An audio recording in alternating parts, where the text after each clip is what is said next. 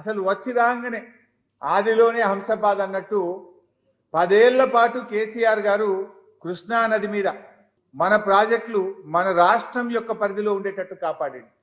కానీ వీళ్ళు వచ్చి రాగానే కేఆర్ఎంబీకి అప్పచెప్పింది. మళ్ళీ కేసీఆర్ గారు బయలుదేరితే భయపడి అసెంబ్లీలో తీర్మానం చేసింది తప్ప మీకు రాష్ట్రము రాష్ట్ర ప్రయోజనాలు ఈ ప్రాజెక్టులు కాపాడే సోయి కూడా లేకుండా పోయింది.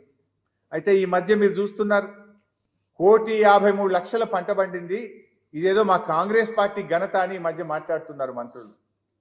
మరి 1,53,00,000 పంట పండితే మా ఘనత అంటున్నారు కదా. 2014 కంటే ముందు 50 ఏళ్ళు ఈ రాష్ట్రాన్ని పాలించింది కాంగ్రెస్, 16 ఏళ్లు పాలించింది నువ్వు ఉన్న తెలుగుదేశం పార్టీ.